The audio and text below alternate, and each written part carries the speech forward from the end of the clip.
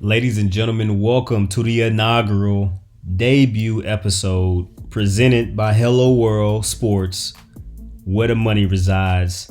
And this week is yours truly, Prince Dunn. I'll be breaking down UFC on ABC2.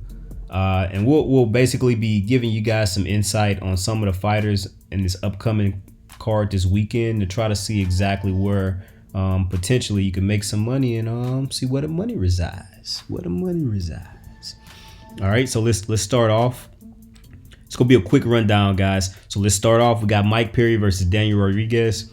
I would definitely take Mike Perry in this fight. Daniel Rodriguez is a very good fighter, but at the same time, I don't think he's fought a guy at the level of Mike Perry. So if Mike Perry is in his right mind, and if Mike Perry goes out there and executes and listens to his coaches, and his girl's not in his corner, and he has real coaches, Mike Perry should get the win. I can see him getting the win by decision. Also, I can see him getting the win by a late TKO. But he has to watch out. Daniel Rodriguez, 10th Planet Jiu-Jitsu black belt out of Los Angeles, California. So he's definitely going to be tough if that fight goes to the ground. So I would take Mike Perry.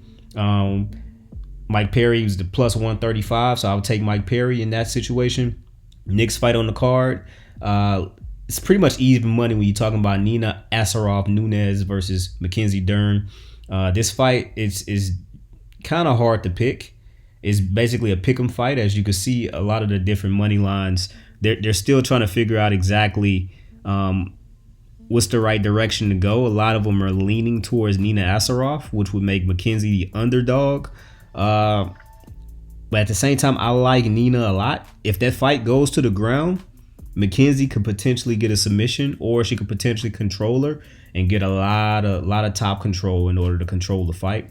So it all depends on which Nina we get, because she's coming off of having her first child, and it's hard to get up in the morning and stay motivated to work out when your significant other is created generational wealth for your family and also your mother. So it depends on which Nina we get. If we get the Nina that we've seen in her prior outings against Tatiana Suarez, which she lost by decision but was coming on strong in that third round, or if it's a situation where she gets the win, or she comes out and she uses her boxing and her footwork and she's able to get the win like she did against Claudia Gadelha.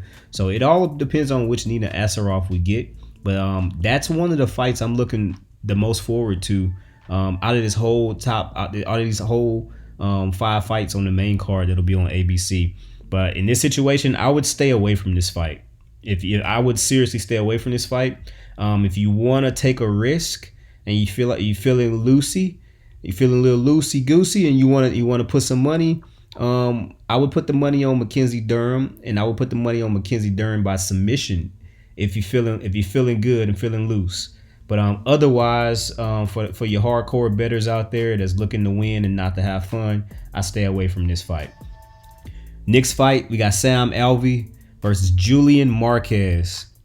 Man, so this fight is an interesting one because Sam Alvey is an underdog against Julian Marquez. Don't get me wrong, I got respect for Julian Marquez and his skills, but his last win was his first UFC win, and I think he's fought 3 or 4 times. Let's see real quick. Let's make sure.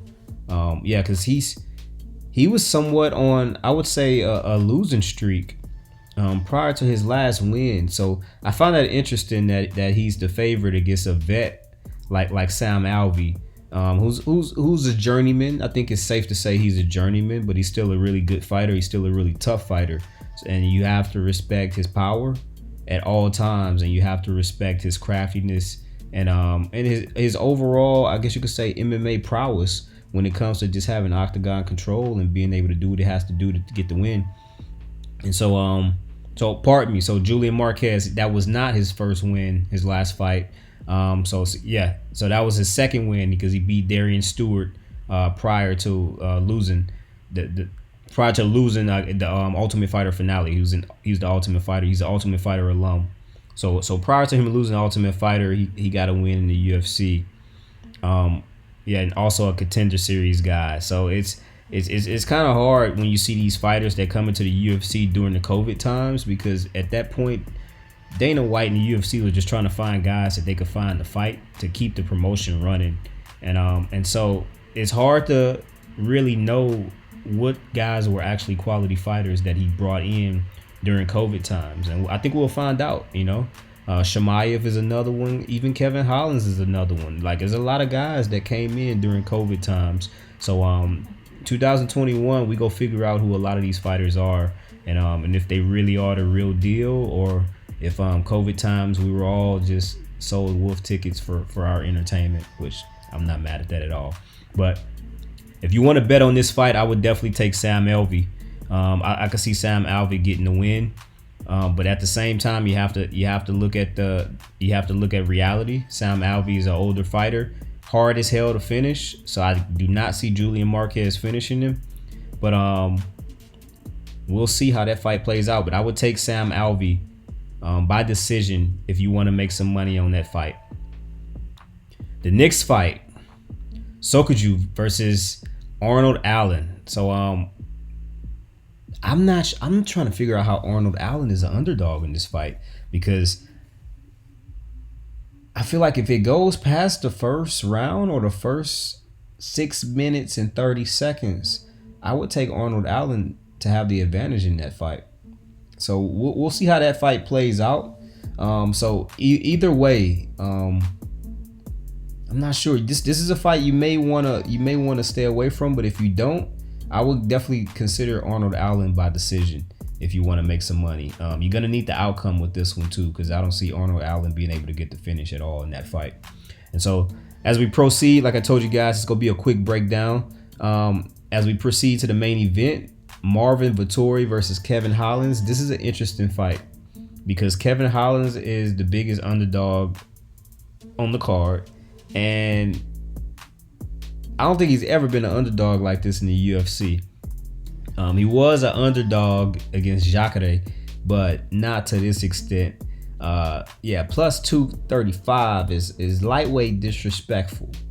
And sports, if you look at this one, sports betting has him at 290, plus 290, which that's crazy. Which is, understand that he's coming off of a loss, but a loss in which he took no damage. No damage, no wear and tear. So his body should still be in shape, and which made it easier going into this fight. And he didn't have a heavy camp.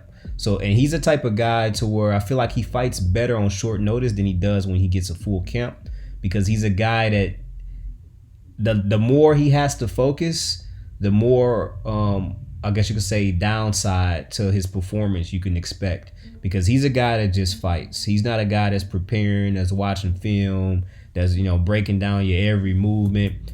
He's a fighter. There's fighters, there's martial artists, and then there's competitors like jiu-jitsu or wrestling guys. Those are competitors. Those are not fighters.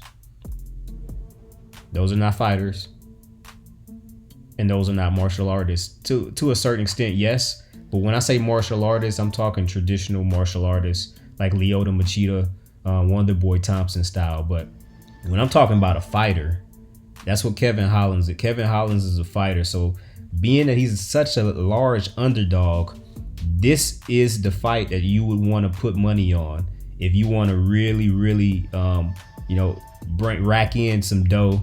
Because this is the fight. This is the fight where the money resides. Each card, you may have one or two fights that you could consider this is the fight where the money resides. This is the fight where the money resides. So if I were you, or if I were myself, I'm putting a little paper on Kevin Holland to get the TKO. And that's a tough ask against Marvin Vettori, who hasn't lost in 2 years. His last loss was against Israel. He's against Stylebender with Israel Adesanya, and that fight went to split decision. So that lets you know. And also Vettori took that fight on short notice, so it puts it into perspective how tough he is, how smart he is, how technical he is, how skilled he is. So it's definitely a tough ask for Kevin Holland. But just how Kevin Holland is taking this fight on short notice, Marvin Vettori is taking this fight on short notice too. And although he was preparing for Darren Till, a striker, these guys are different type of strikers. They play the game from a different distance. And also Kevin Holland, I would say he has better boxing. His hands are better than Darren Till's. As far as his generalship, as far as his tactics, as far as his kicks, as far as his footwork, no. But as far as his hand combinations and dexterity, I believe Kevin Holland has the better hands in comparison to Darren Till. So Marvin Vettori, that's something that he would have to be aware of if he's smart, and if his camp is smart, he'll go out there and he'll wrestle and he'll get the win. But being that this fight is on ABC prime time, like 1 in the afternoon, I expect these two guys to stand in the middle of the octagon and throw hard leather until somebody falls or we go get fight of the night. So in this fight, I feel like someone's getting knocked out. If no one gets knocked out, we're gonna get fight of the night between Kevin Holland and Marvin Vettori. So, hello world fam, that's the UFC breakdown. Short breakdown this week. Not the best card, but definitely a lot of entertaining fights. Not a lot of prospects or promising guys on this fight, but on this card, with the exception of the main event. But it should be a great afternoon of fights. You just say, oh, it's a great night of fights. No, there should be a great afternoon of fights, which I'm not mad at. But ABC potentially could be mad at. But only time will tell. It's yours truly, Prince Dunn, signing off. And until next time, stay up.